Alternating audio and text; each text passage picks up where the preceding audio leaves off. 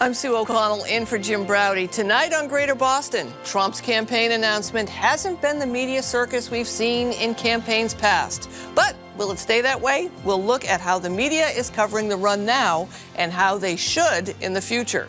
Then, the softer side to Massachusetts' turkey population, known to most here as having a pretty vicious reputation. The filmmaker behind Turkey Town joins me ahead. We've seen plenty of coverage of former President Donald Trump's announcement that he's running again. But after the wall-to-wall madness we saw in 2016, this time it's different. The usual suspects that you'd expect might have aired the whole thing, just didn't. Even Fox broke away before he was done, and MSNBC didn't air it at all. The big three networks opted not to break out of their regular scheduled programming either, because Bachelor in Paradise had to go on. And the headlines we've seen since are definitely not your run-of-the-mill presidential announcement coverage. Perhaps because a man who encouraged the overthrowing of the U.S. government is not a run-of-the-mill candidate. So, is the media handling this in the right way so far?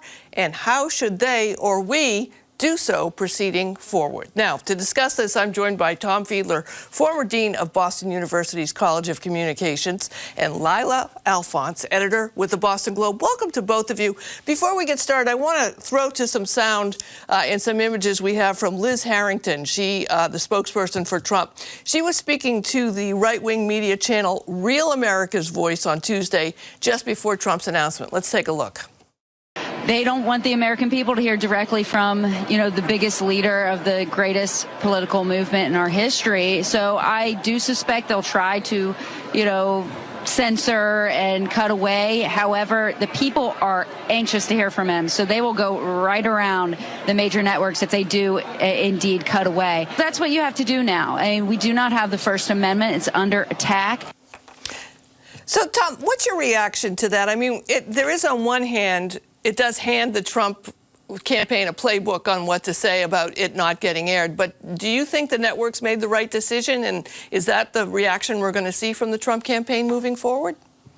Well, I think they made the right decision, but I also don't think it was a hard decision for them to make. I mean, you're right to schedule something like that, a political announcement at prime time. As you say, you're going to have to knock a lot of very highly watched and well-funded shows off of the air. So that, TV is about making money. So that was, I think, a fairly easy decision. But Harrington's statement there about somehow this was a First Amendment issue, it's laughable on the one hand.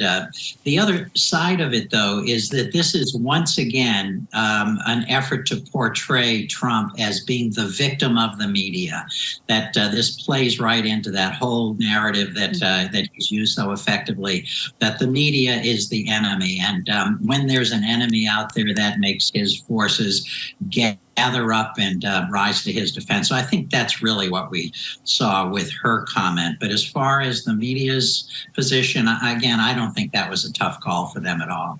Lylah, I've been referring to covering Trump's campaigns, the first campaign, the first go-round, not the first one, but the one where he won, as kind of a home improvement, do-it-yourself project. Like, after you do and lay a kitchen floor, you know how to do it, but you may never want to do it again, and you realize all the mistakes that you made in your do-it-yourself. And I think the media, myself included, was a bit shocked that Trump just kept doing these things that were not traditional and crazy and out of the box, and should we cover the tweets? But he's actually making public policy with the tweets. What do you think we should be thinking as members of the media as Trump launches this campaign? What should we have in the front of our minds when we're thinking about if something is newsworthy or not? I think it's important to remember that a former president, no matter how outrageous, when he takes to the podium, you still have to at least consider coverage. That said, that doesn't mean you have to do stenography. You don't have to broadcast every little minute. You don't have to write down every single thing. You don't have to relitigate every argument he brings up. It's, I think, worth remembering that the First Amendment protects the press and protects people and freedom of speech from prosecution by the government. So networks choosing not to air his speech is not an attack on the First Amendment. I think it's also important to remember that he's not a traditional candidate. I have to agree with Governor Baker. It's a little unfair to have people think about 2024 right after we took a breath after 2022. And there is some election fatigue, and I think a lot of voters are feeling that, and that could also contribute to the decision to keep Bachelor in Paradise on the air instead of Donald Trump. But I think it's important to remember that as members of the press, we have a responsibility to put things in context and to offer information, not just confirmation. So in this case, I think NPR did it exactly right when they, in their lead of the coverage of his speech, when they pointed out that he helped inspire what many people think of as an insurrection, that he makes a lot of claims that are not true, and he knows they're not true, which is why it's fair to call them lies. I think it's important to offer that context. I think it's irresponsible to cover what he's saying and doing now without that context. Tom, Lylah actually offered my next question was going to be to you is how much of a requirement is on us to make sure we point those things out each and every time that we, not all of them certainly, because that would be an entire Atlantic essay if we did, but there are a lot of things that we have to cover and point out when we talk about Donald Trump. Is that necessary? Should we continue to do it? Or is there a point, do we think, that the public will just get that he is who he is and these accusations and at some point maybe these convictions will be there? Well, I think there is an obligation to do it. The difficulty is, and I think it primarily lies with live television, and Trump is the master of that. For those of us who were in the print press, and a little bit more, I think, with NPR and others, there you can use the medium there to step back and to in effect fact check as you go along. You can't do that on live television. Trump knows it. I think that's why Trump scheduled his kickoff at 9 p.m. With a fairly tight window. But I agree, Lylah. I think what we've got to do is we've got to be prepared to cover him. We can't ignore him. We would do that at our peril because he has a following. But, I always go back to somebody that we all know well, Marty Barron, when he was asked about the Trump tactic of making the press the enemy, and he was asked, are you, as then the Washington Post, going to war? And his answer was, no, we're going to work. And that's what I think the media has to do. We have to look at this campaign. We cover it as it's developed. We put the news forward, and maybe that means television will only go live when the substance may merit that. And, Trump can only go on with his relitigating the 2020 election.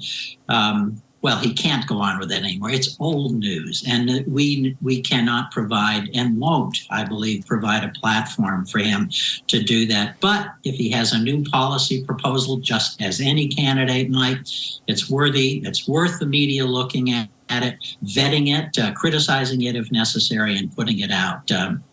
That's going to work. So, but we don't want to let Trump just let his drama continue to run at the media's expense. You mentioned Marty Barron, of course, formerly of the Washington Post, and before that, the Boston Globe. Lylah, I want to talk to you about how the public expectation has changed, I think, a little bit, and see if you agree with me on covering folks and covering elected officials. Former Vice President Mike Pence is on a tour right now, an interview tour. He's got a book out.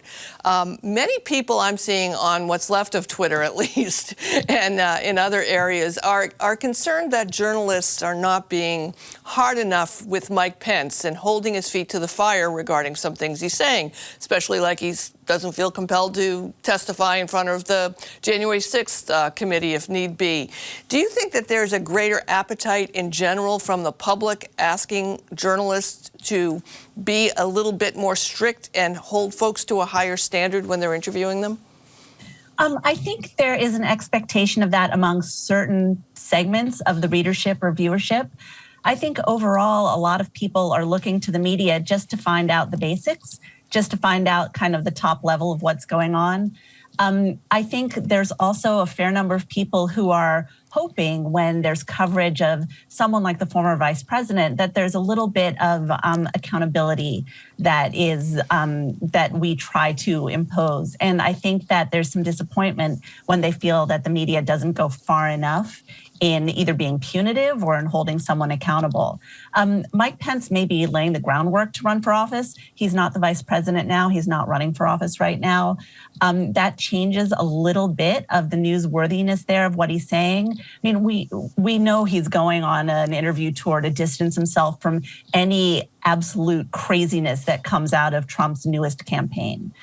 And we know that Trump's newest campaign is only a little bit about running for office and a lot bit about avoiding punishment and accountability for all the things people are examining right now.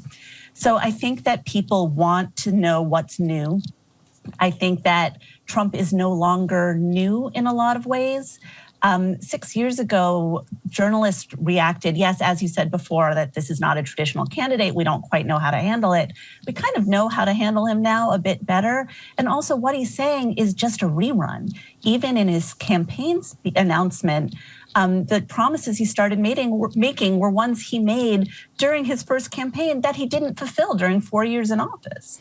The term limits, for example. So people, I think, are a little tired of hearing the same things over and over. So it's incumbent upon journalists to really kind of screen out some of that, be very, very discerning, pick out the stuff that's new and present it in context. But I think accountability is important. Tom, to Lylah's point, too, I mean, we're all old enough to remember when Barack Obama, the candidate, was using email, how exciting that was, that there was this new technology that he was reaching actual voters and telling them to get out and vote. And now here we are with TikTok and with a number of other emerging social media platforms that didn't really have the same sway that they did if they existed during the last presidential campaign. What should we, as journalists, be focused on about what we cover in those realms? You know, if there's any candidate, not just Trump, with some TikTok sensation going on, what's an approach that you would tell your students to take when looking at it? Yeah. Well, the first thing is I would warn them against going after the bright, shiny object. And that's what Trump is so good at doing, whether he does it on TikTok or whether he does it now on Truth Social, whether he ever gets back onto Twitter, who knows? But, don't go for that. Always think about, does this merit coverage? The one thing I do think, one lesson I do hope we took away from 2016 was in the candidate debates in the primaries, the decision about how to place the candidates on the platforms where they were was based on polling, which was name recognition. And in every one of the Republican debates leading up to the Iowa, New Hampshire on forward, Trump always had center stage because the idea was whoever polled the most would be in the middle. The result was that those poor candidates, and there were, the baker's dozen of them, who never got the chance to challenge him, were sort of off on the fringes. I hope that the major networks don't make that mistake again, is just to sort of place, there ought to be something, a lottery or some other way to decide who has center stage and the most things. So to Lylah's point, we have learned a great deal since 2016 as to how to handle this, and hopefully the voters will be a little bit more mature also, and they'll avoid that bright, shiny object. Lylah, I've been joking with some of my younger colleagues that the presidential campaign immediately starts as soon as the midterms are over, at least in our world. I didn't really expect that was going to happen. I thought I was just exaggerating to tell a story. Is this now, Trump has changed this, right? So now it's campaign season. Most people can't even wrap their minds around it. I remember, at least going into the spring of what would be next year before folks actually start raising money or making committees together. Is this another thing that Trump has changed now, that this is going to be common? Just asking for a prediction from you that midterms are over and then the presidential season begins. I think that's a good question. I'm not sure if Trump has changed it, or if the 24/7 news cycle has changed it, or if the ability of people to reach the public outside of traditional media has changed it. You mentioned TikTok, and I think that that a lot of media outlets, especially print ones, need to catch up on being where people are instead of waiting for people to come to them. I think the political candidates really got ahead of us there. They know how to be where people are now in a way that the media still hasn't quite cottoned on to. But I think that there's always been an element of the immediate start to the season after midterms. Trump's been fundraising all along. There was something recently about how with Herschel Walker's candidacy in Georgia that a percentage of whatever they were fundraising was going to Walker and the bulk of it was going to Trump. And it wasn't just going to Trump for fun.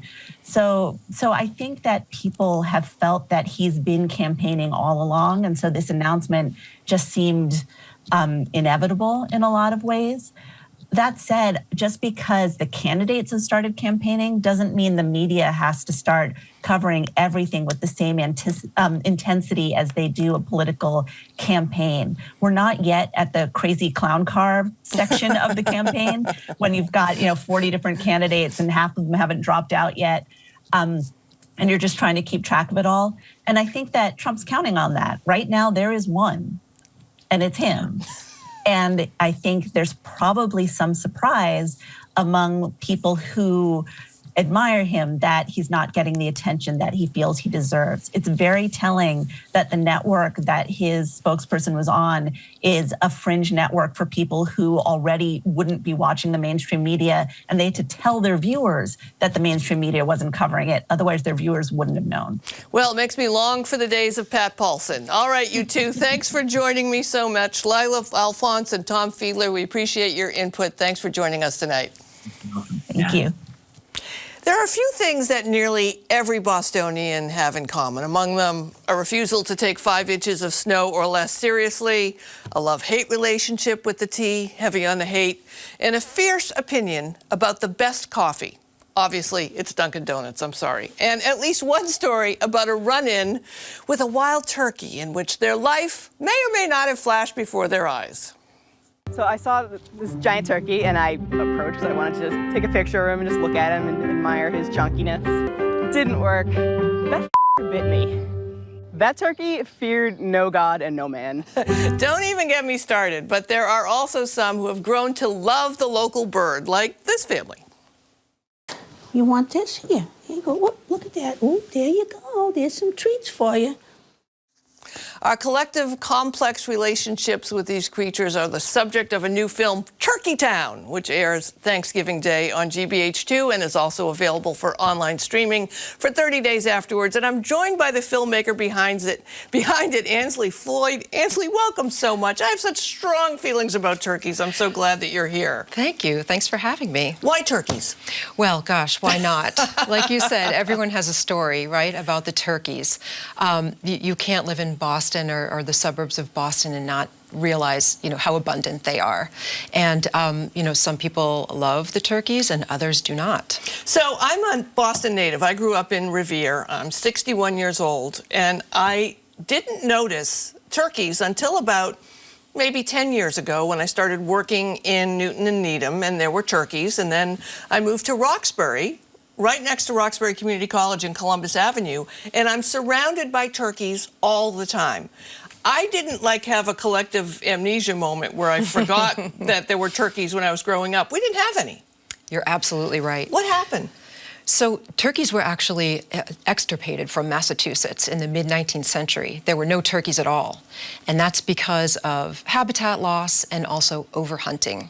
So for almost 100 years, there were no turkeys in Massachusetts, and they were intentionally brought back by mass wildlife biologists who decided to correct the environmental mistake that they had made, or that had been made, and decided to capture some wild turkeys in upstate New York and bring them to Western Mass in the Berkshires. And that small number of turkeys, 37 to be exact, proliferated like crazy, and now we are in the situation we're in today. And I want to, your film talks about the situation that we're in today, and the situation we're also in today with coyotes and with raccoons and with squirrels and with rats to some degree. We are all living on the same planet. And this is a success story, right? That the turkeys have come back, but it's not without its challenges. And I love that you examine, and I learned a lot. I mean, I love to hate turkeys. I've often said that if I ever become a full-blown vegetarian, I'm still going to eat turkeys because of how mean they are to me on a regular basis. But they're really a complicated animal. I'm just shocked that I never see more of them dead in the street because they are just so brave. Is that the right word? I think bold is maybe the right word. Yes, turkeys are actually, surprisingly, despite their appearance, very smart. And they've adapted extremely well to living in suburban and urban areas among people. And as you say, you don't often see them dead on the road, although it does happen. Right. And it's because they've learned to navigate their way around us. And traffic is one of those things. It's really amazing how adaptable they are, and especially, you know, where I learned they lived in forests and they lived in trees, and now they're in Brookline on a regular basis, blocking people in ATMs and not letting them get out. Let's look at this woman from Barnstable. She has a very special relationship with her turkey. Her name is Lauren. Let's take a look at her relationship with her turkey. This turkey came to me when she was just 1 day old. And I looked at the feet and I says, oh, that is so sad. They're all curled and all twisted. And we named it Waddles because, as you can see, it waddles when it walks. And I could see that she is not a turkey that is ever going to really be able to survive in the wild. You think there's a music lesson coming? I teach music lessons. She'll waddle in the house, come into the music area, and I'll say, okay, Waddles, up on the hassock, and she'll sit up there and she'll listen to the music lesson. It's also fascinating to see them fly, which I see them in the trees around my house, but I don't often see them in the air. And it reminded me, it was Ben Franklin who wanted them to be our national bird, right? The turkey instead of the eagle. You also talk in the film with someone who's a hunter, but a hunter who is really invested in making sure he eats the food that he hunts and he hunts the foods that he eats. He had a lot of really interesting perspectives about turkeys. That's right. I chose that hunter with great care because he is very philosophical about his hunting practice and how he consumes meat, the way he does so. He's given a lot of thought to it, and he's, you know, he's got an interesting perspective, I think, than a lot of hunters do. How has the turkey changed the dynamic of the other animals in our region? I mean, I think, you know, COVID definitely allowed the animals we're living with to come out more. I mean, I always say I knew things were tough when I saw a squirrel with a fully cooked lobster tail just walking down the street that we had all been eating at home and not going out. And I see coyotes on a regular basis. Have they just entered right back into the environment and the ecosystem, or has there been troubles along the way for them? So the turkeys have benefited from our, you know, our quarantine in COVID, just like many of the other animals that you mentioned. A lot of turkeys eat bird seed. So people who hang sort of bird feeders outside their home and the seed falls to the ground, that attracts the turkeys, and it's very nutritious food, and they thrive when they eat it. Let's also throw another clip because I know someone's at home saying I'm not being mean enough to turkeys. Let's talk about this Brookline woman. Take a look at this clip. She had an experience with a negative turkey. We got in the ambulance and it started to go and then it stopped. They said, there's a turkey in the road. I lay there in pain while the ambulance drivers waited for the turkey to cross the road. So you do give some advice in the film in Turkey Town about maybe how we should understand when a turkey is being aggressive, especially in the spring when it's mating time. If you feel threatened by a turkey, what do you think you should do? So the reason turkeys are aggressive in the springtime is because their social order is that of a hierarchy. So when a turkey is aggressive towards a human, what they're trying to do is determine where they stand in relationship to you on that social hierarchy. So it's up to the people to let the turkey know that you're one rung ahead of the turkey on the hierarchy. So, yeah, so turning and running probably not the best idea. No, absolutely not. That's what you shouldn't do. Do you know we talk about Brookline a lot because it seems that Brookline is kind of ground zero for a lot of human turkey interaction. Do you know if the police have started to become more turkey sensitive about how to answer calls? Oh, that's an interesting question. I do know that the police have been called on numerous occasions. Yes, I know people who have called them, yeah. so. When they've attacked children on their way to school, or, Yep. or they break into people's homes. I mean, you name it.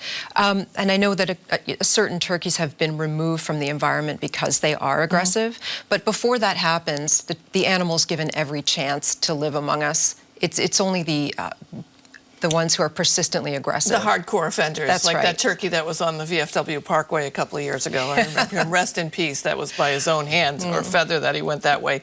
So the overarching message, though, too, is we're all, again, we kind of started this way, but we're all on this planet. This is a success story.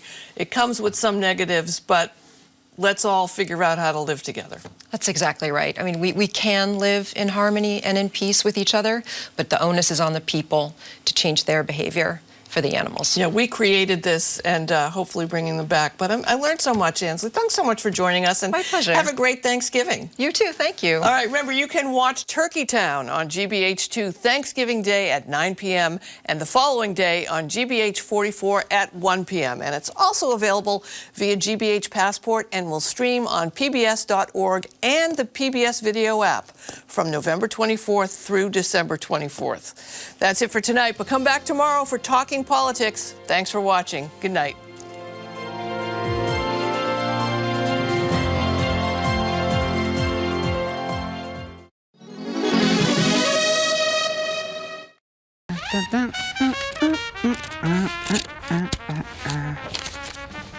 Wait, did I just commit a crime? Hey folks, I'm Edgar B. Harwick III from GBH's Curiosity Desk, where you ask questions and I find answers. Today's question comes courtesy of Betty Davis from Gloucester, Massachusetts, who wants to know, is it in fact a crime to remove these labels? Now you find these guys on pillows, mattresses, even a lot of winter coats, and the reason why is because you cannot see what is inside of those items. Now today, pillows, for example, are usually stuffed with feathers or cotton or some kind of synthetic material. But according to Maggie Terry, back in the day, they put some pretty gnarly stuff in the stuffing. I mean, it used to be years ago, they'd throw anything they wanted to into the bedding. Newspapers, dirty rags. Horsehair, used hospital or hotel mattresses, corn husks. Sweepings off the floor, part of their lunches, droppings, I mean, anything. For starters, that's disgusting, and furthermore, it's dangerous and unhealthy. So today, a lot of states require these labels that tell you what is inside of the item. And it is against the law to remove them. Sort of. Retailers and manufacturers can be fined if they remove the labels, but once you buy it or I buy it, if you read closely, most of these end with the line, except by the consumer. So there you have it. Feel free to rip away. Don't forget to follow and tell us what you are curious about because, hey, I might just look into it for you. I'm Edgar B. Harwick III. Stay curious out there.